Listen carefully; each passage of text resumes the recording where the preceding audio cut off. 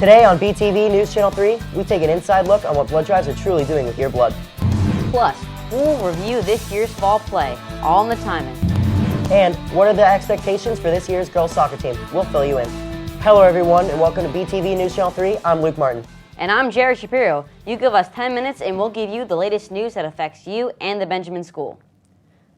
Plenty to bring to you today, including a look to see if the girls varsity soccer team can bend it like Beckham. But first, our top story. The Bloodmobile comes to Benjamin twice a year, and as always, our students, faculty, and staff are generous by donating. But have you ever wondered what happens to the blood once it leaves your arm? And the cost to process your blood? Kyle Malone has the surprising answers. Every year, millions of people need blood donations, requiring Americans from around the country to donate, including students, faculty, and parents from the Benjamin School. It's a process that only takes minutes to save up to 3 lives. But what happens to the blood once it's collected? You give the blood, first it gets sent out for testing. We give blood to all the hospitals here in Palm Beach County, but of course we have to make sure it's a safe blood supply for the person who's receiving the blood.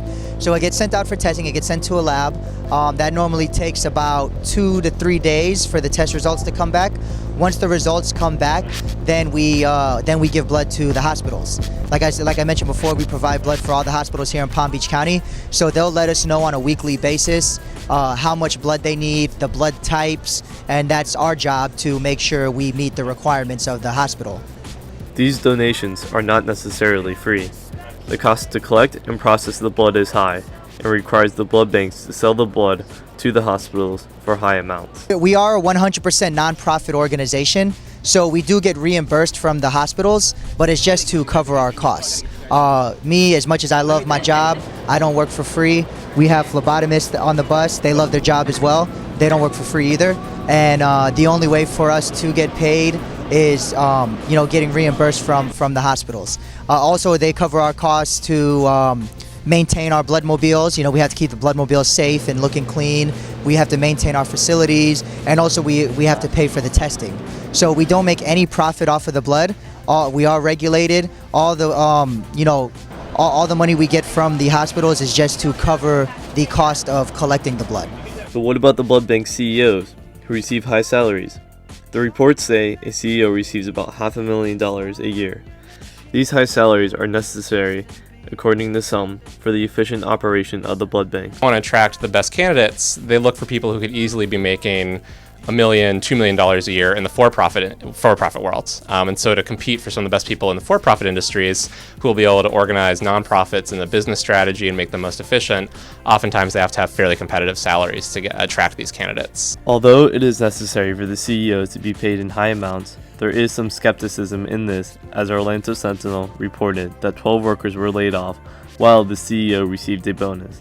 Also, Glades Garcia, a whistleblower from One Blood, was fired for releasing information about the CEO abusing company credit cards. She filed a lawsuit against One Blood in June of 2013. But why do blood banks profit off of the generous donations of others? And why is this nonprofit run so much like a regular business? Maybe it is the only way to ensure that lives are safe from blood donations.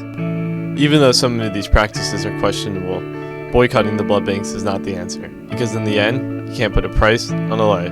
I'm Kyle Malone, reporting for BTV News Channel 3. Thanks, Kyle. Well, the first school play of the year has wrapped up in a timely fashion. And as Morgan Reichel reports, the success of the 5 one-act plays was all in the timing. Last week, all in the timing, the first school play of the school year took place under the direction of new drama teacher, Mr. Bazar, who says all the hard work leading up to the play paid off. I'm very happy about the outcome. The kids did a great job. We've been working on this for about 1.5 months now, and then when you're in rehearsal, it's a different thing because you don't have an audience. And with comedy, you need that audience, and so it's totally different. I mean, it's really come to life. I've been telling them throughout the past month and a half that, hey, you wait till you get an audience, and every audience is different. You can definitely see an energy with the kids. So yeah, it's absolutely been a wonderful experience, and I think they've noticed it too. Senior Nicole Hoon shares her thoughts on the play. I think this play was a great success. I really liked the part where the 3 girls dressed up as guys in the construction site. That was really funny. And overall, it was a very creative play that I've never seen from the Benjamin production. Clearly, if you didn't experience All in the Timing, you missed out on a chuckle or two. Reporting for BTV News Channel 3, I'm Morgan Reichel. Thanks, Morgan. There have been many memorable movies so far in 2013. And not only is Turkey Day, Christmas, Hanukkah, and Kwanzaa right around the corner, but also the holiday movie season. BTV's Katie O'Hare previews two of the more highly anticipated winter releases. Hi everyone, I'm Katie O'Hare. The winter is one of the biggest seasons for movie releases, so we're going to give you a preview of some of them.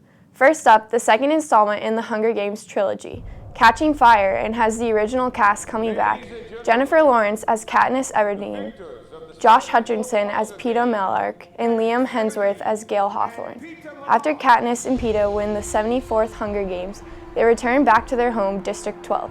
They embark on their victory tour of the districts. The two are then sent into what is called the Quarter Quell, where all the past victors have come to compete again. With this new game comes many trials and tribulations. For their pair and their loved ones, The Hunger Games Catching Fire comes out on November 22nd and is rated PG-13. The next big movie of the winter is Anchorman 2. The Legend Continues, a much-awaited sequel to the first Anchorman. The crew is back with Will Ferrell as Ron Burgundy, Steve Carell as Brick Tamlin, Paul Rudd as Brian Fantana, David Koechner as Champkine, Dina Applegate as Veronica Corningstone Burgundy. With the 70s behind him, San Diego's top-rated newsman, Ron Burgundy, returns, but this time taking New York by storm. Am I right? Say what? He is the new face of the first 24-hour news channel. This movie promises to bring just as many laughs as the first and is a must-see this winter. It will be released on December 20th and is not yet rated. Hey, fat face! You stay classy. We hope this gives you a good insight on some must-see movies coming out in the next few months. Giving the Benjamin community the latest movie news, I'm Katie O'Hare. Thank you, Katie. It is time to take a short break, but plenty more ahead when BTV continues. The Benjamin School's varsity girls soccer team has high hopes of making a return trip to the state playoffs. Find out what the girls have been doing to prepare for this season. BTV Sports is next.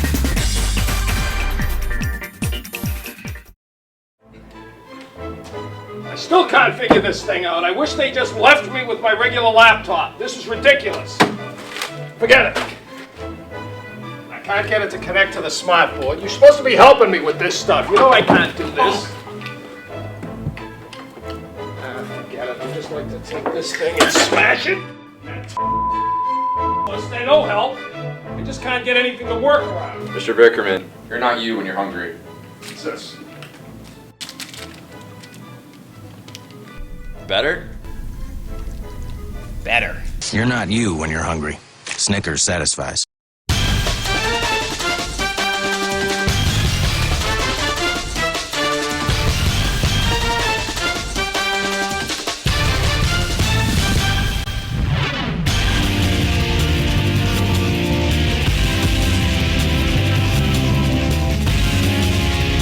Hello everyone, and welcome to BTV Sports. I'm Ethan Caslow, bringing you the latest news in Buccaneer athletics.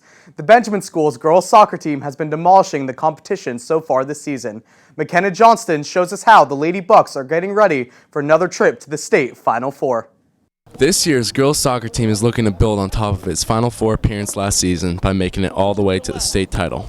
Coach Chaplin explains more about his coaching career, this year's loaded roster, and the new district. Well, I've been coaching at the Benjamin School for about 13 years, middle school and high school boys, and this is, I believe, my 4th year coaching the girls side. Well, I guess it would be 5. 5 years coaching the girls side, and it's a lot different than coaching the boys, but you know, it's been a blessing to get the talent that we have out here. I expect to have we should have a good year. We have a lot of returning players. We only lost 1 senior, so.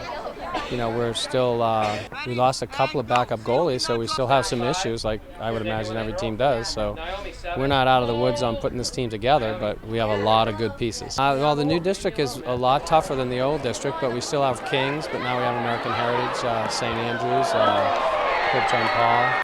It's a pretty solid district, probably the hardest district that we've been in quite a while. Katie O'Hare, a varsity starter on the soccer team since 8th grade, discusses this year's team as well as her passion for soccer. I started playing soccer when I was 4 years old, and I used to play forward, but now I play defense and travel because I would always run back, and then I'd never be up there for someone to pass the ball. I'm looking forward to this year, but I'm also very nervous because we're in a hard district this year, and we're playing really good teams like Heritage and Douglas and Boca High. And last year we played a lot of bad teams that we would mercy, so it's going to be a big change. We have a new trainer, Marco, and it's really good for us because we're getting more touches on the ball and doing a lot more drills that we never really did last year.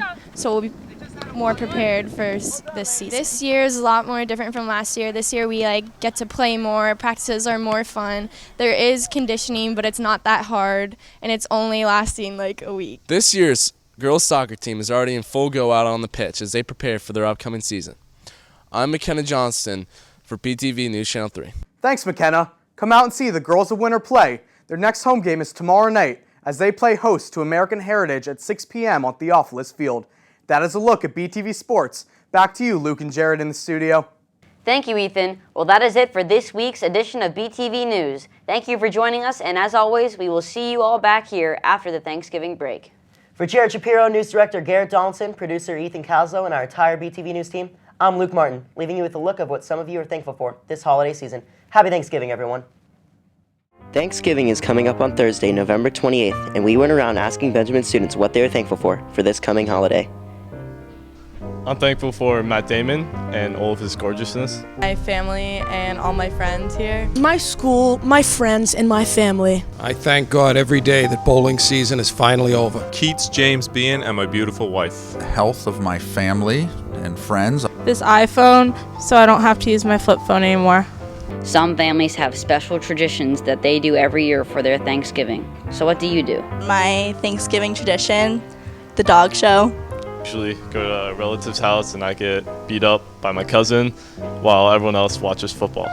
Watching my brother eat all the turkey. My mom will cook meal for my family. Go over to my aunt's house and I play football with all my cousins. Play football on the roof, and whoever pushes someone off into the pool or onto the ground wins. I like to watch football with my family.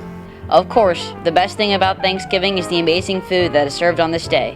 What are some of Benjamin's favorite recipes? Pumpkin pie. Turkey. Stuffing. Turkey. I'm a traditionalist. Cranberry sauce. So here at BTV News Channel 3, we're thankful for our audience and the Benjamin community.